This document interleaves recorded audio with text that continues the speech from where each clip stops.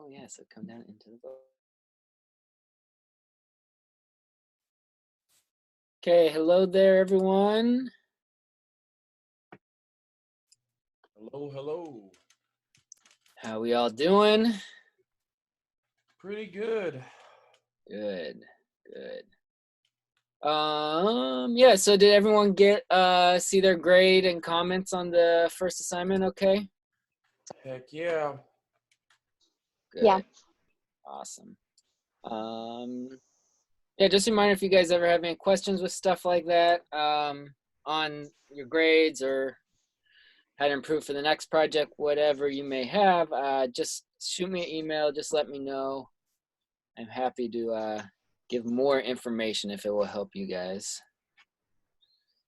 So I'm just actually, right now, I'm trying to get some files uploaded to our Canvas that are going to be very useful for you. So our next project is going to be due next week. So we have to get through these 4 projects in 8 weeks. So yeah, it's going to start going here pretty fast. We're just going to keep basically constantly working on these projects for the rest of the quarter. So we'll kind of go over, yeah, we'll go over the last of kind of the art information that you will need to that you'll need to know. Yeah, Allison just said if there's no comments, usually that means you're all good, Allison, and anyone else that sees that. So if you get no comments, or oftentimes I'll just say good job, keep it up, or it's working well, and that usually just means keep doing what you're doing on those projects, and you'll keep getting good enough grades there. But yeah, for the most part, everyone did got a good grade on that first one. That is the easiest assignment, just so you know. There wasn't really a creativity aspect of the grading or any sort of the art concepts that we've been talking about. So on all the future projects, I'll be looking for art concept stuff as well, so that you know how to use the rule of thirds, that you know how to make a clear focal point, variety of line quality, all that sort of stuff as well. So just know the grading will get tougher and the assignments will get tougher as we go forward. So just make sure that you're keeping up with everything and you don't get too far behind. Oh, there it goes. Okay, goodness. I'm just going to show you guys where this file is and what it is really quick. You can start to work on the digital stuff for today. It's a file. Let me go to screen share.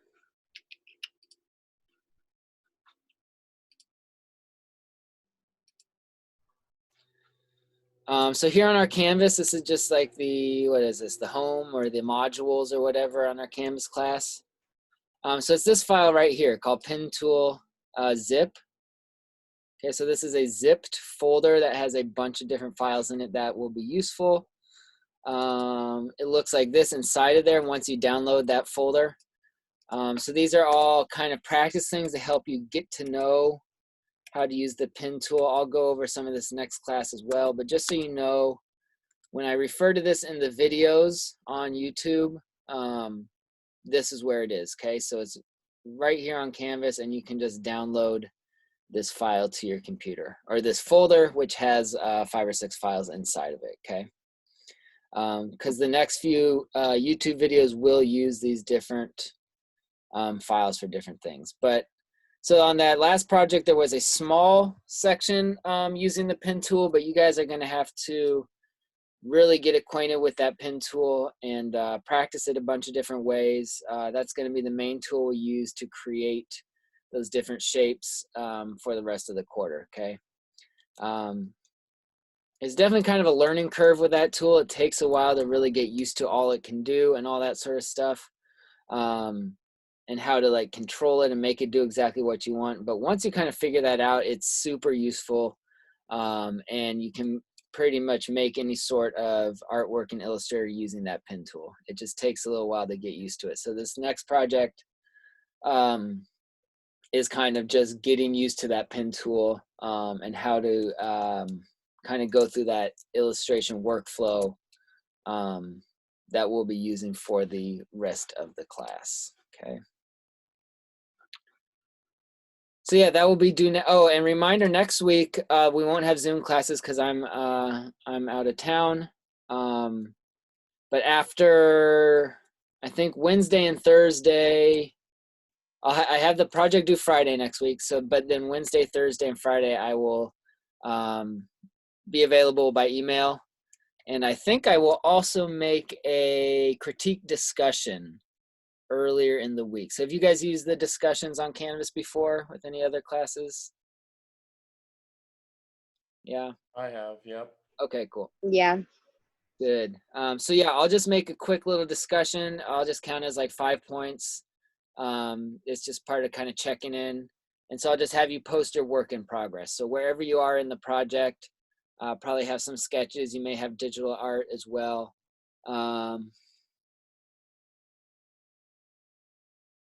And I'll give you feedback. So you'll get a chance to see each other's work in progress, and also I can give you guys feedback as well. So that will be early next week sometime. So probably Tuesday or Wednesday, I'll have that posted, and you can post it anytime before Thursday or Friday, just so you can get some feedback on your work before you turn in the project, okay?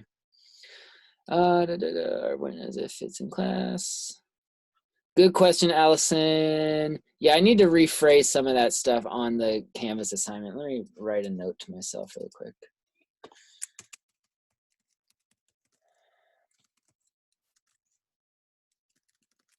Yeah, I need to rephrase just some of that wording because I think some of that is still left over from the in-person class. Yeah, you'll be doing 2 final pieces.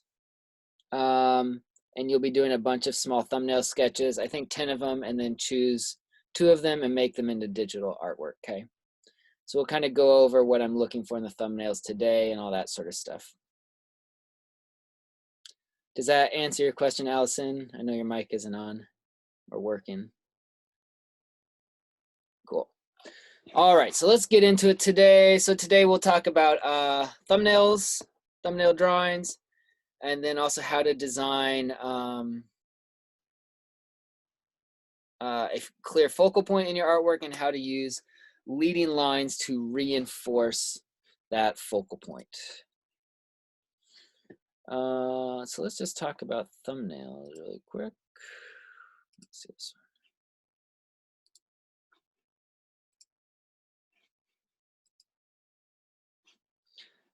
So who can briefly explain thumbnails? We've mentioned in this class, and I've mentioned in some of the other classes. So what's a thumbnail drawing?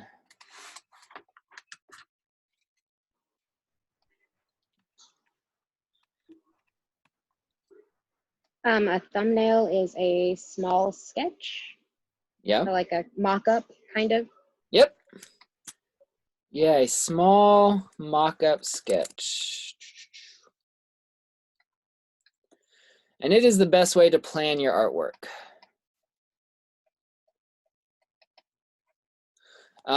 So this class, really, I just want to get you guys used to drawing a lot, and I really want to get you used to that creative process. So going from a thumbnail sketch to final digital art. So we'll be doing slightly different processes in this class throughout the quarter, but this next assignment is really just kind of designed to get you used to that process. So thumbnailing is just a small drawing, and it's used to plan out a larger piece of final art. So every single artist, every single designer, whether it's graphic designer, illustrator, fine artist, painter, everyone, even a photographer, if someone works in film, needs to plan out their drawing some way. They need to figure out, what is this final artwork going to look like? You never just start sitting down at a blank canvas and painting. I've only learned of like one artist that can just draw and just start drawing finished artwork. But for the most part, every artist needs to plan out their artwork somehow. And that's through the use of thumbnails. So the biggest thing is that they're small. So you don't want them to be too much larger than about, 3 inches by maybe 2 inches. If you get too much bigger than that,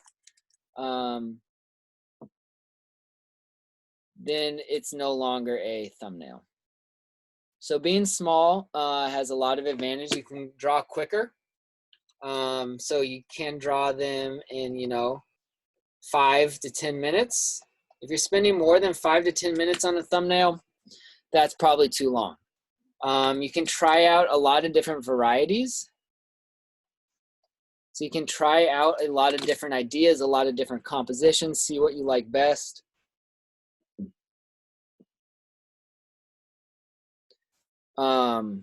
See what you like best, and really just play with different ideas that you may have. When it's small too, it allows you to see the whole composition, because let's say you're working on a giant oil painting that's like 30 inches by 20 inches.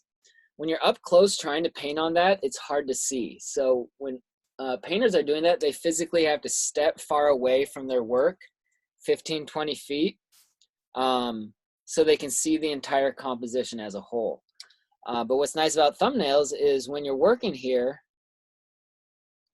you don't need to step away. It's so small that you can see that whole composition without adjusting the distance or the size of it. So it's already small, and it can allow you to see that whole composition there.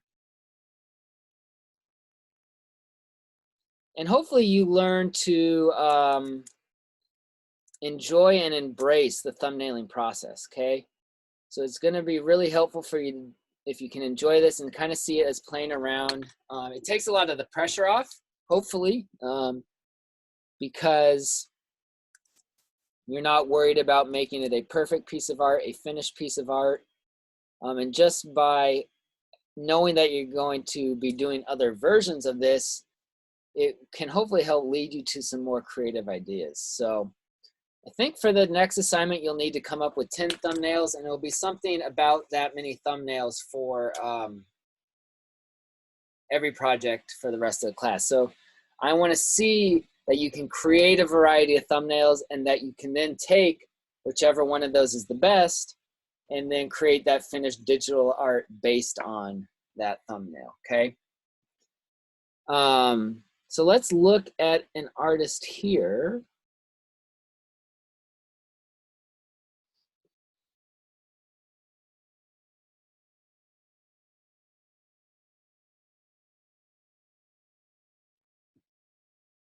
So this is a magazine I used to have a subscription to. But this is what's different about this magazine as opposed to other art or illustration magazines that I found is it shows the artist process a lot. So I find it very helpful when I can see other artists' thumbnails, when I can see their work and I can see how they got to a finished piece of artwork. So this is Glenn Orbick. He's an illustrator. So we'll look at some of his art, and he worked mostly in oil paints to create very detailed, highly rendered, realistic illustrations. So here's one of his finished artworks. So when you look at this, I know when I look at a piece like this, when I go to a museum and see artwork, it can be very intimidating to see that sort of art. It's so good. It looks very technically challenging to create. Tons of people that are hard to draw, hands that are hard to draw, really complicated color schemes, all that. So it can almost kind of just, you're like, oh man, how did someone ever create something like that? That's really well done and highly detailed. But I know for me, it's very helpful to see artists' rough sketches, thumbnail sketches, any sort of preliminary artwork to kind of show how they got to this, and it allows you to study their process and really understand how they got to that final art, and then you can use some of that information on your own artwork down the road. So here's this piece. So this is an oil painting. That's how they did illustrations for a long time, was with traditional oil paintings. But we can see how he came up with this. And the way he started was with a good thumbnail. So this artist here has his own way that he works. So it might be slightly different than another artist. It's going to be slightly different than we work in our class, but overall, you can see him planning out the creation. So here, this one on the left is like the final thumbnail design. My guess would be he created a number of these. And when you're working with a client, someone that hires you to make artwork, you use these thumbnails to communicate about what the final product will look like. So my guess was he created a number of these, showed them to the client and said, which one do you like best for this book cover? And then since this is the one that the client chose and he chose, then that's the final thumbnail design. But you can see, even though this is very rough, very loose, it's all in there. You get the entire composition, get the placement of all the characters, the poses of all the characters, and things like that. Okay. And then, as we'll see it with his work, he has a number of different steps also. So then he created this value thumbnail, which is the same composition, but he has put in the values there. So this is just to plan out. This one's kind of to plan out where the shapes will go. This one plans out where the light and dark values will go, which is very important to make sure he has figured out. And then what he did was take a bunch of reference photos. So this is how he was able to figure out how to draw all those complicated characters and facial expressions and poses and hands, folds in the clothing, all those things that are difficult to draw. He had photos of this. So he was able to hire models and had costumes that got close to what the characters would be using in the scene. So here's his final pencil drawing. In our class, we'll call this a workup sketch. So that'll come into play in the 3rd and 4th projects. Then he just does a color thumbnail just to plan out the colors. And then he paints that final artwork, okay? So to get to this step, and the more complicated the piece, the more careful you have to be with all these steps. So he has very careful steps each along the way in order to get to this really good final piece of artwork here. So the same thing here is a cover for The Punisher. Thumbnail sketch, reference photos, pencil drawing, or there's the final pencil drawing, the full pencil drawing, color rough, and then final artwork. But if you go back to that, the composition is largely the same. You change the pose of the character a little bit, but for the most part, it's all there in that thumbnail.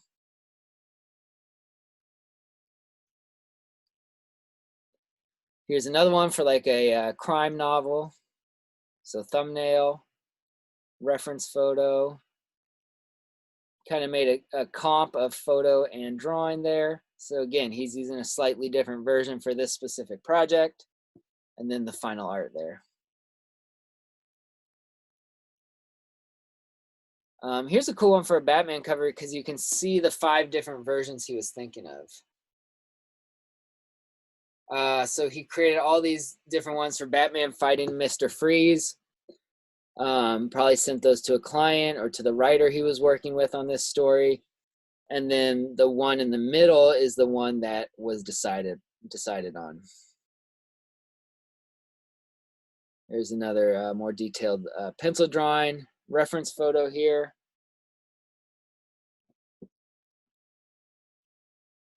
So he has really good costumes and props. So the actors are wearing similar costumes to the character. You're not able to get it exactly the same, but the closer you can get, the better. Color rough, pencil drawing, and there is the final artwork there. So again, very complicated piece, but there's a lot there that needs to be planned out. So any questions about thumbnails?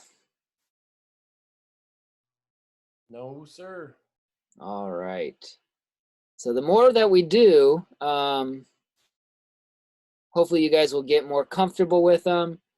And like the biggest thing I can say for it is just don't worry about making each one perfect, okay? That's the idea, is that all your thumbnails are not supposed to be perfect. They're supposed to be loose. They're supposed to have flaws that you can then see in your thumbnail and fix before you get to the final art. So we'll do critiques in this class. And I really like getting a critique on my thumbnail while I can still make changes, rather than after I've spent hours and hours on a piece and then I get a critique of something I could have changed early on is very frustrating. So we'll give each other critiques on our rough thumbnail sketches. So then when we get to the final art, everything will be cleaned up and ready to go. So do you guys have sketchbooks out today? Let's do some thumbnail drawing just to practice and do a little drawing during class here. Sounds good to me. Okay, why doesn't everyone draw about 5 frames in your sketchbook page? You can do some square, some rectangle. Yeah, 5 or 6 should be good. We'll just draw for, 5 or 10 minutes or so and see how many thumbnails you guys can come up with. So this is an exercise I've done in basically every class I've taught. I also just do this very simple exercise for myself. I do this when I want to just practice some thumbnails, but I know I don't necessarily want to take them all to a final stage. It allows me to practice with composition, practice with focal point, and things like that. So I'm going to give you a subject matter here.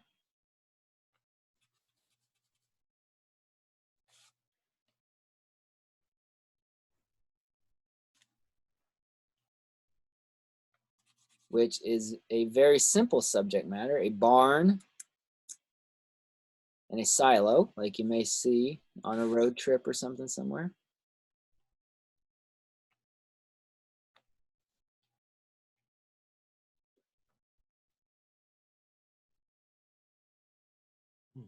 All right, so I want you guys to fill up these 5 thumbnail frames that you're drawing right now with 5 different compositions using the barn and the silo, okay?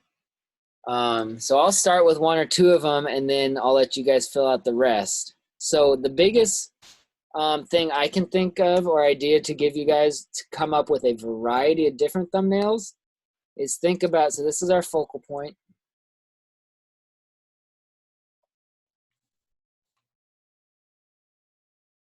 Is making that focal point bigger and smaller in each thumbnail. So you can do one like this.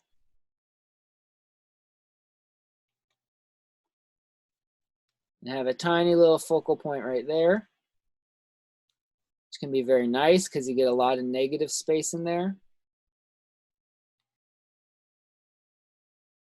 Or you can do another one where you zoom in really close and we have this huge focal point. May not even be able to see the whole subject matter there.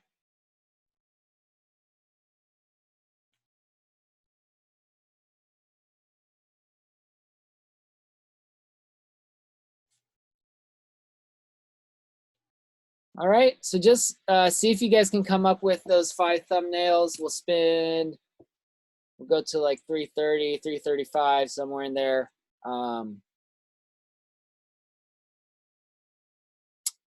And just see how many different varieties you can get, even though you're drawing the same subject matter, okay? So I'll draw some more in a sec too, but I'll let you guys draw a few more first. Feel free to add other things into the scene. You can change the location where this barn and silo is. You can do anything that may come to your mind with it. This is just playing around with ideas and playing with those different compositions. So no right or wrong drawings here, just trying to get as many different options as you can. If you go over 5, that's great. If you find yourself struggling to get to 5, then you're probably adding in a few too many details on your thumbnails. So don't get too caught up on any details and take too long on any one drawing, okay?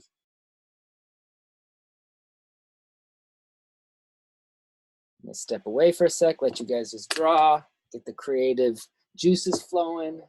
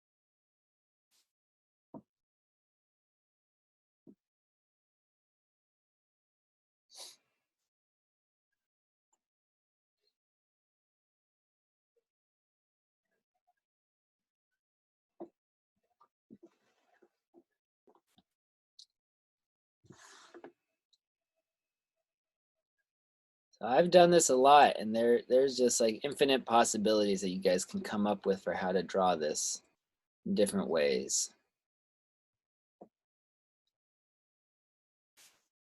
You guys can always just give yourself little mini assignments like this where you have a little mini creative challenge, the challenge of coming up with different compositions and seeing how many solutions you can get.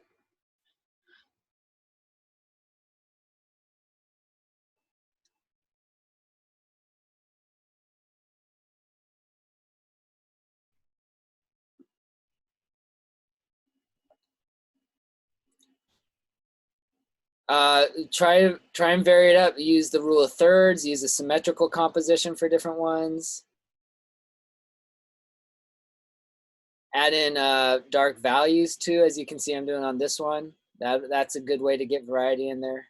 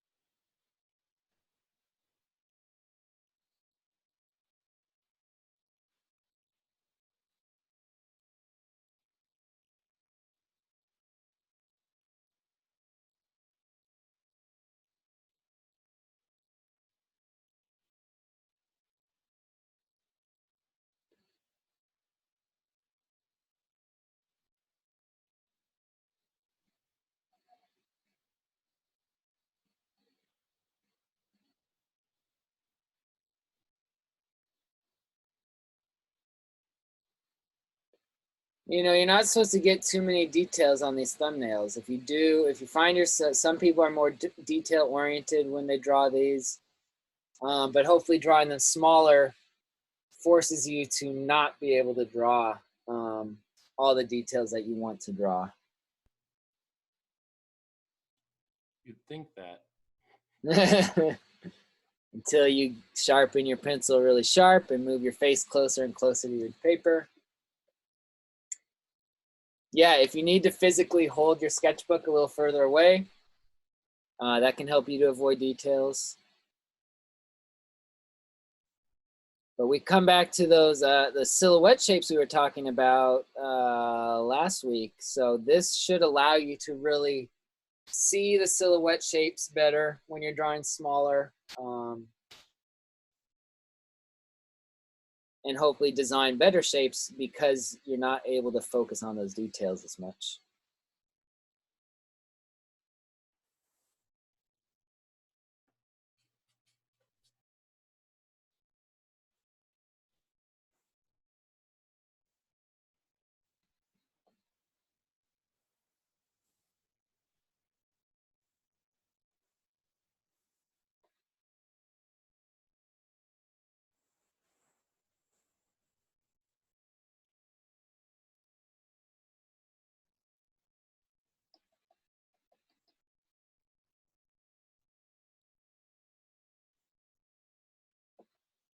All right, people have something to share?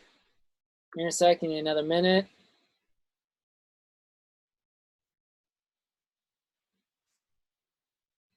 I mean, I guess if you're calling it. Yeah, take another minute and finish whichever one you guys are working on.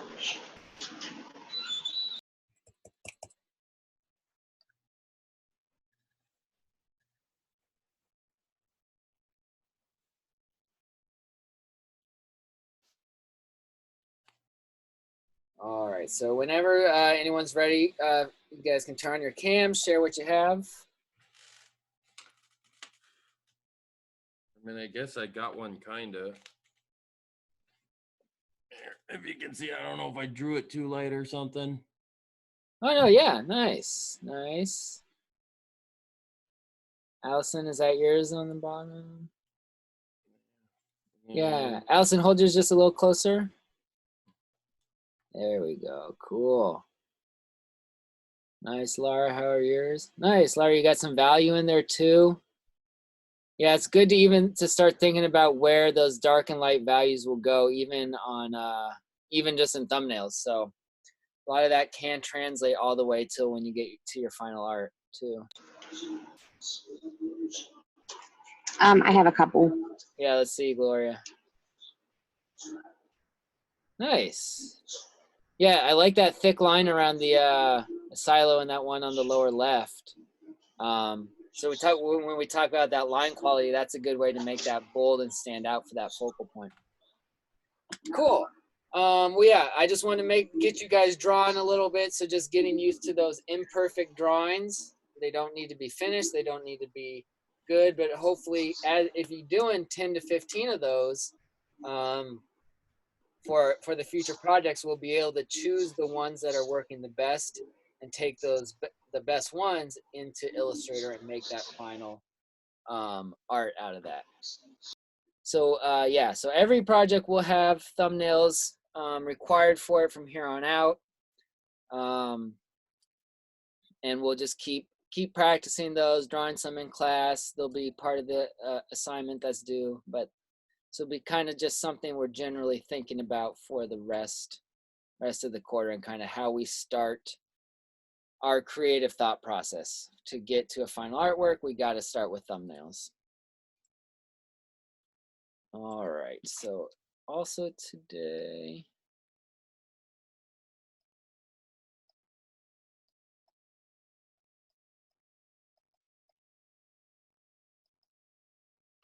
focal point and leading lines. So we've mentioned focal points in this class before. Does anyone remember what the focal point is?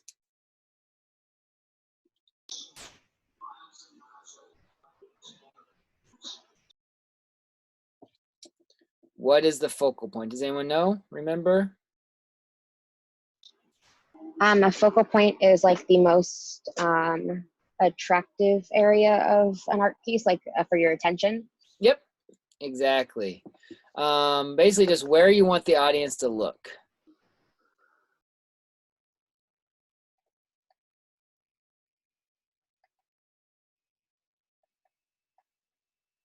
It will usually be some sort of shape.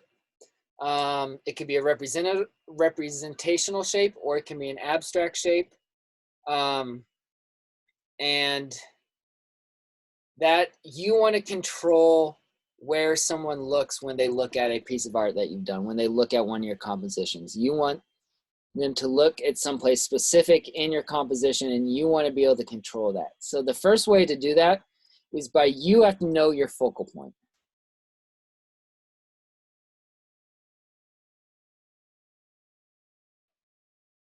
If you don't know your focal point, then the audience isn't going to know the focal point. So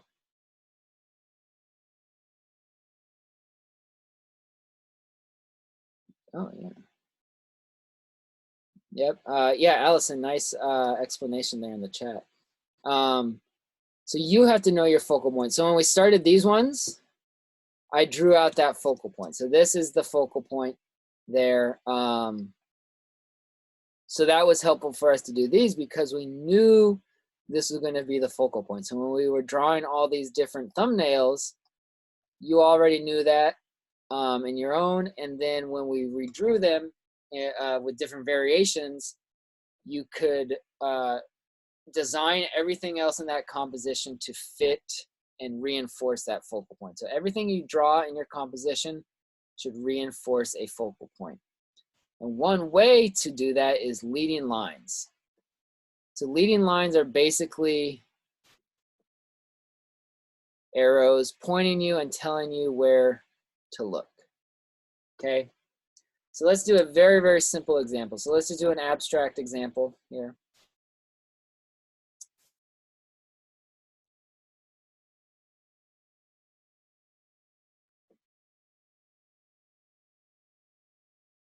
So which one of these shapes is the focal point? It's kind of hard to tell. Not any of them are really emphasized, but let's say we want to make this one right here the focal point. We could add in some lines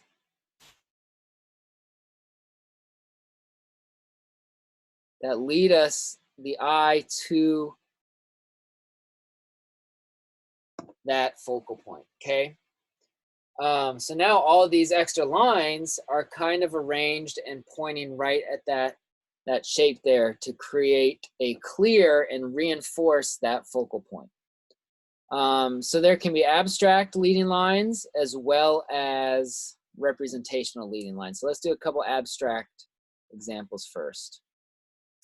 So first off, we have to know the focal point, right?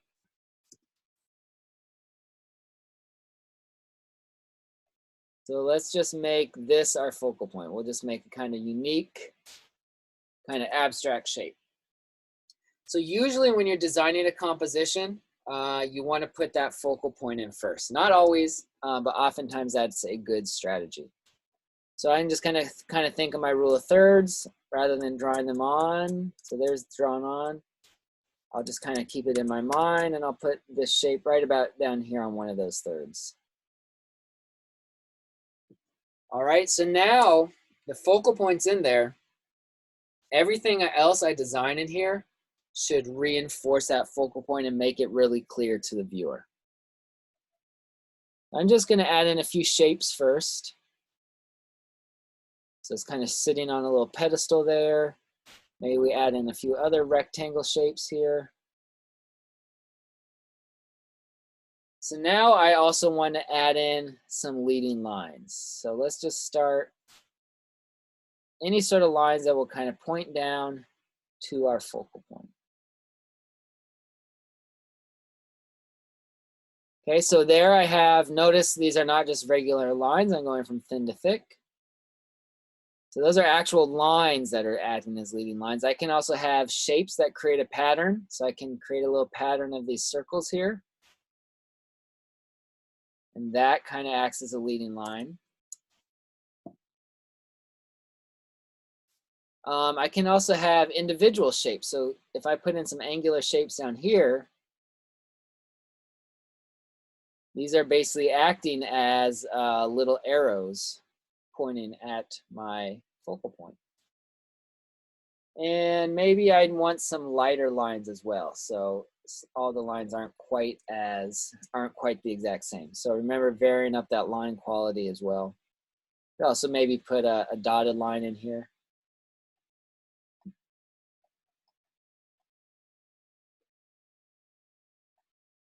All right. So now we have all this stuff here.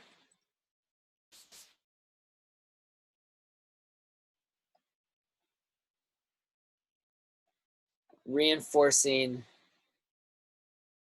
that focal point. So everything in that composition is kind of drawing our eyes in towards that abstract shape focal point.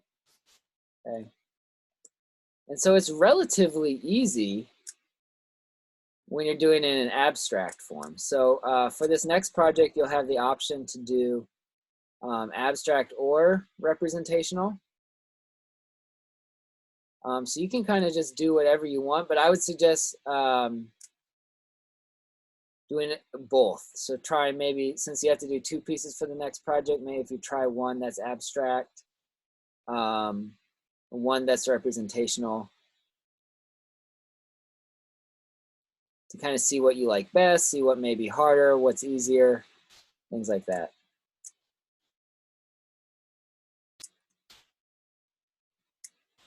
Okay, so now we got all these little leading lines here that are basically little arrows. And then this is a nice, big, strong leading line as well. And then to further reinforce that focal point, maybe I'll color it in dark so it really stands out. So yeah, Allison mentioned here in the chat about using value to make that focal point stand out. So that's going to be something we get to a little bit later on.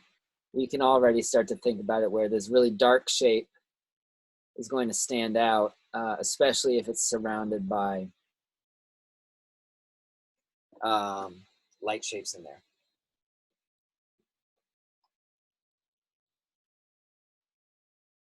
All right. Any questions on leading lines so far? Abstract leading lines? No, sir. Okay. Representation.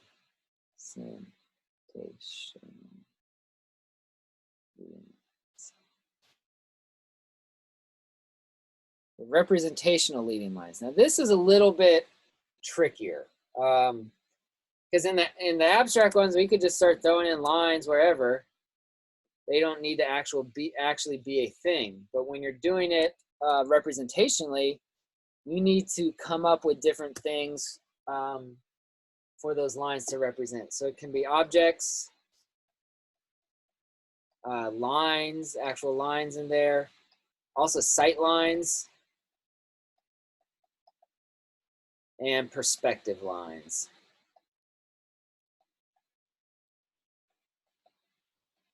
Okay.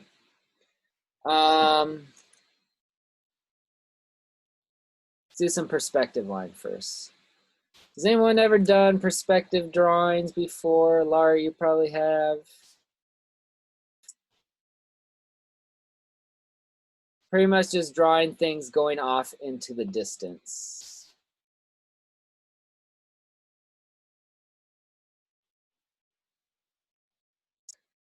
Yeah, especially, yeah, linear perspective can be very challenging, but they can create very good leading lines. So if anyone's ever drawn like the train tracks going off into the distance, that's basically a perspective drawing. So let's say I had a drawing of a car here, and I wanted this car to be my focal point.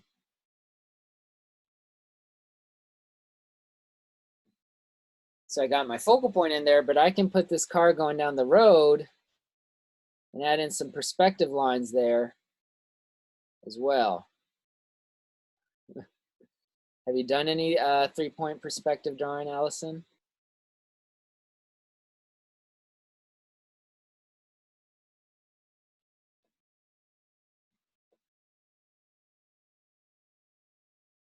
All right, so now I already got some good leading lines in here. So I got the edge of the roadways here in perspective.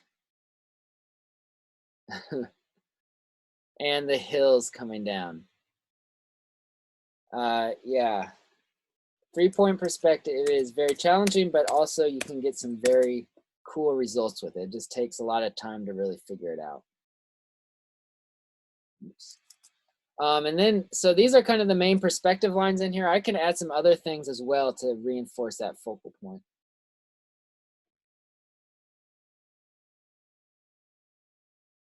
I got my little telephone poles going off into the distance. You could have some cracks in the roadway. Some clouds.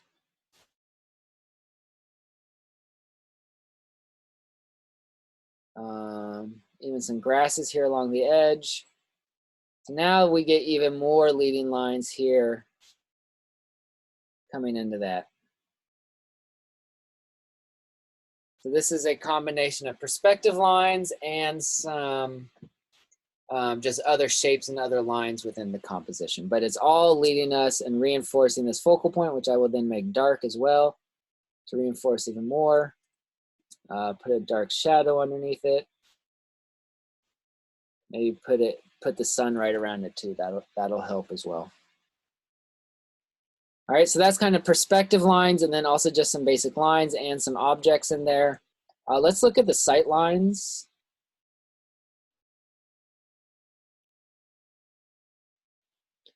So sight lines is kind of based off the fact, if you guys have ever been walking down a sidewalk or out in public somewhere and there's a bunch of people looking up at the sky,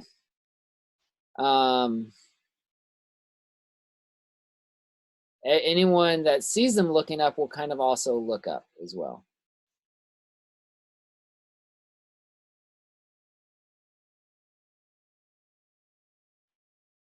Here's my really quick version of this. We got the balloon up there as our focal point. We got these three people, very well drawn here, looking up at the balloon. So this kind of creates invisible little leading lines that aren't actually there, but people's eyes will follow them. And if all the characters in your scene are looking at a shape like that, then that will reinforce that focal point and create some more shapes in there. I could even come in here, I'd add some clouds to that. That adds as a leading line. Maybe make this character have their arm pointing up and pointing at that. So then that's another one. So now we have even the little string along the bottom of the balloon as a leading line. So all that reinforces that focal point.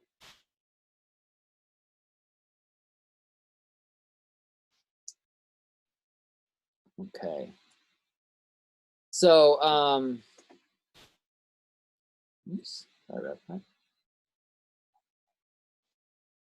So you'll have to get creative with how you use and how you design these leading lines. Again, it will be probably a little bit easier starting out by doing these abstract ones. So maybe when you're starting out your thumbnails for the next project, you can start with abstract, and then when you feel confident, you can start to get into some representational images as well with that.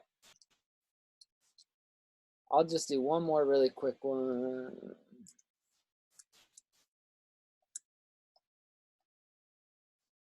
So if I do, use this little house example for a lot of different things. So use my little house example here, put this house on a hill. Okay, so what are some things, guys, I could add to this that I could use as leading lines in here to point at my house? What are things I could add to this representational scene to use as leading lines? What do you guys think? Yeah, some old tree branches. We can put some here in the foreground. There.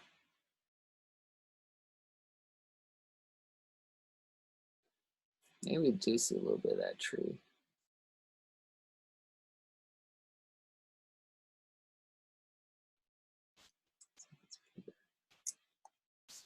Footpath, yep.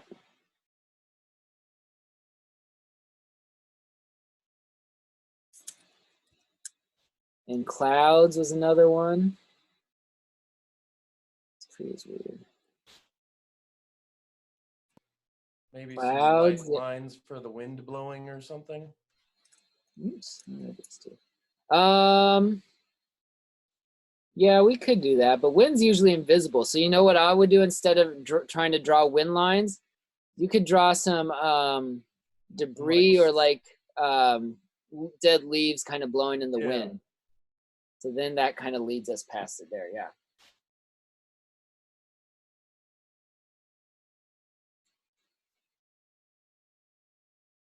How about some smoke coming from the chimney?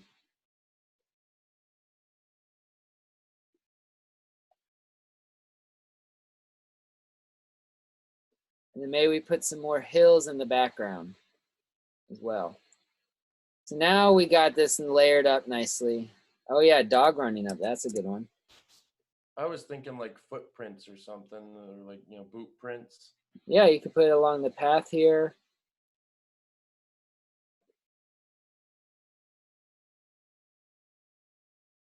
There's their little dog. He becomes a leading line, or a kind of a pointing shape, more likely. So yeah, that's good. So that's a good start there, just kind of coming up with those different ideas of things to use as leading lines. And not everything has to point directly at the focal point. So I can kind of have this lead me into the tree, which then curves the vision back around there as well, okay? So there's lots of different ways to get it in there, and it's just kind of you using your creativity, especially when it comes to the representation ones. When it's abstract more, it's kind of varying it up and using different types of line, and also mixing it up and using shape as well. So let's look here at some professional artists'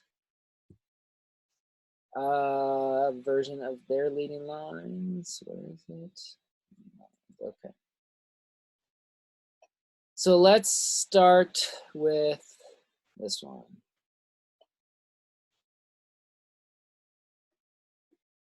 Okay, so this is a painting, an illustration by N.C. Wyeth. So a good way to start when you're analyzing these artists' work is to ask yourself, what is the focal point? So when you guys look at this piece, what is the focal point here?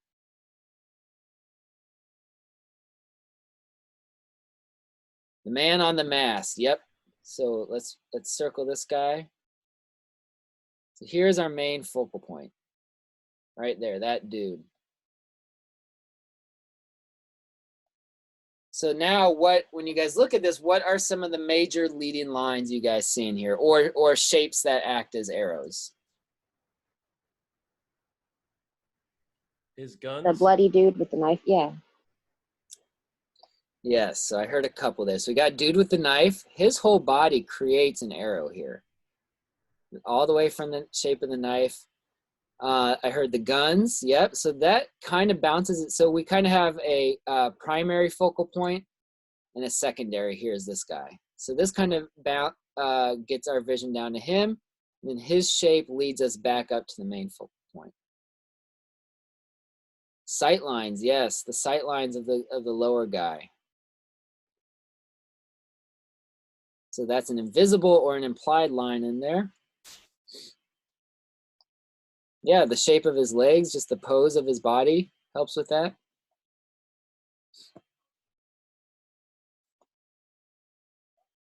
Any other ones? Yep, all the rigging.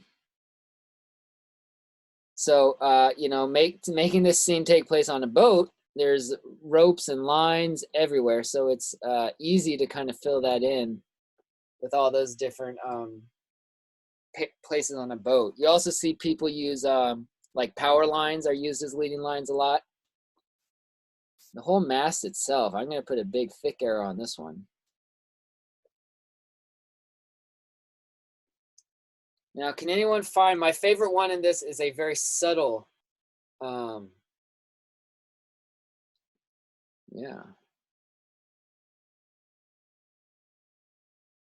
There's a very subtle one in the background. Can anyone see that?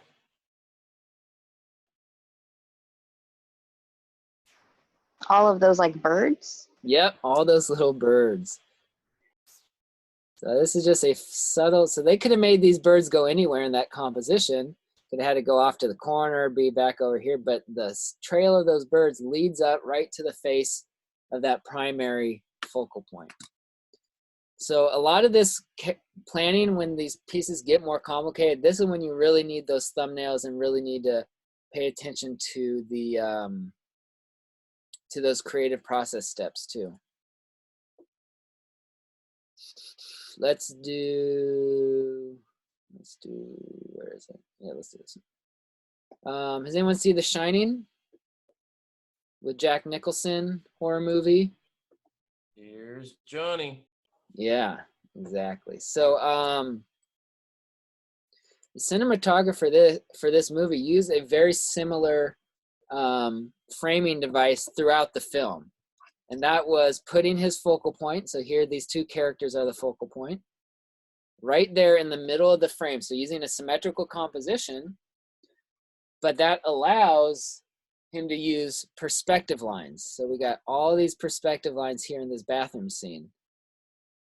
So when you're doing it with real people and real actors, I think it gets even more complicated, because then you're not drawing something. It's where are you physically having people stand, and where is scouting locations and using the location of the camera as well to draw your attention to those focal points.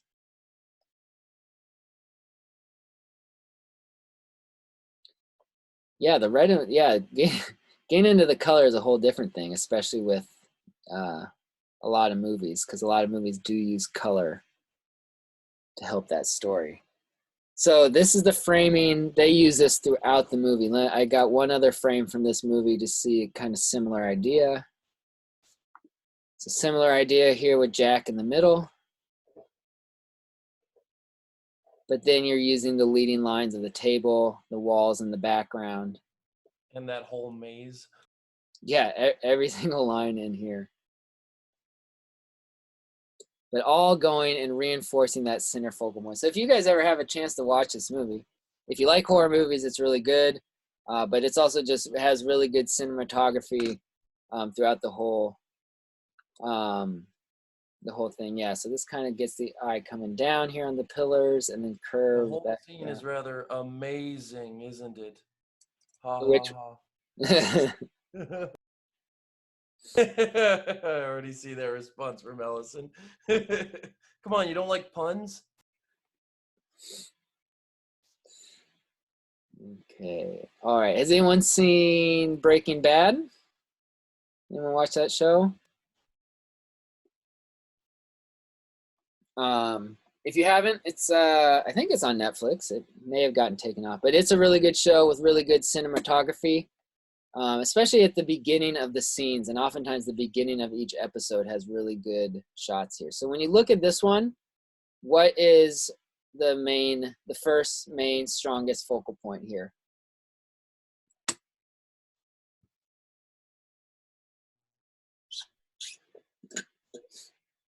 Dude in the beanie, yeah. So there's a few things telling us that this is the focal point. He's a very dark shape, so this dark shape will stand out. He's Looking at him. Yeah, we got the leading lines looking at him from the sight lines. He's isolated, so he's by himself, and his head is here in the negative space of the sky. So putting your focal point in that negative space is a good way.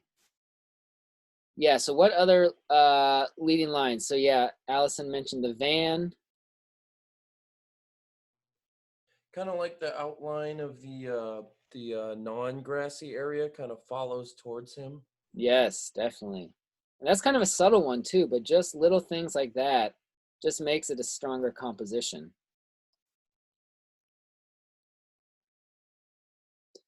Yeah, the horizon line and all these clouds. See, if we were artists, we could just draw the clouds this way. They had to wait for the right time of day, make sure the character's standing in the right spot, have the whole crew CGI behind can it. fix it. Yeah. So the next time you guys watch a well done movie that has a good director and cinematographer, try and analyze, what does the director want me to look at, and how are they making me look at that? And it usually is just done by the arrangements of different things within that frame. Eventually we will get into, yes, it's also the dark value. So this really dark shape right here against a very light a very light sky up here will make it stand out as well. So we'll have an introduction to value, but we'll really get into it on the next project.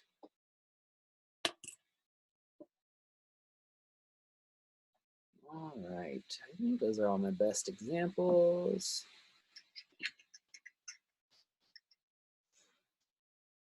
Okay, yeah, any questions dealing with any of this stuff? No, I think I get it. All right, so this is going to be something I'm specifically looking for on this next project is how do you design your focal point? Is your focal point clear? And do you have shapes and leading lines to reinforce that focal point? So whether you're doing abstract or whether you're doing representational, it's going to kind of be the same goals with that. Have a clear focal point, have leading lines to reinforce it, and have shapes to reinforce that focal point, okay? So next class, maybe we'll start a little bit of sketching for those thumbnails, but we'll go over a little bit more of the pen tool too as well, okay? Okay, so yeah, any other last questions or anything before we sign off today? Not that I can think of. All right.